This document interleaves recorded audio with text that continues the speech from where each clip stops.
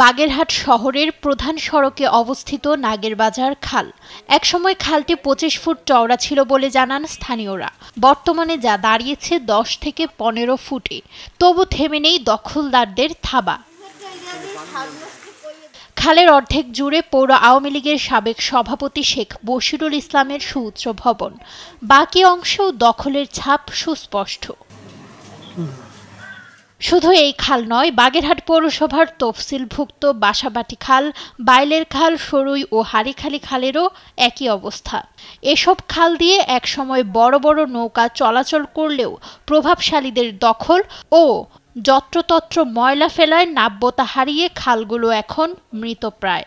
এতে সামান্য বৃষ্টিতেই জলাবদ্ধতা সৃষ্টি হয় পৌর শহরে, আর শুকনো মৌসুমেও ময়লা পচা গন্ধ আর মশামাছি পোকামাকড়ের উপদ্রবে নানা রোগে আক্রান্ত হচ্ছে নগরবাসীরা। বড় বড় লোকজন এনে বিল্ডিং করছে, যাগো টাকা সবাই তো টাকা দিয়ে তো তারা বিল্ডিং করে। নৌকা ওই মাথায় যাইতো, আর এখন এই খাল বুঝে ছোট হয়ে গেছে। ছোটবেলায় আমি দেখেছি এই জায়গাতে নারকেল গাছ, বড়দের নারকেল গাছ ছিল, সেই নারকেল গাছ পাড়ে আমাদের যাওয়া লাগতো, কিন্তু এখন দিন দিন দেখতেছি আস্তে আস্তে ছোট হয়েছে। পানি অপসারণের কোনো ব্যবস্থা এই জায়গা নাই। এই কারণে জলাবদ্ধতার সৃষ্টি, আমাদের বাচ্চাকে আমাদের চুলায় রান্নাবান্না করতে, যখন জ্বরে পানি ঢোকে তখন আমাদের রান্নাবান্না করতে অসুবিধা হয়। বাচ্চাদের রোগ জীবাণু, ঘা পাসরা এই সমস্ত হচ্ছে, কারণ এই সমস্ত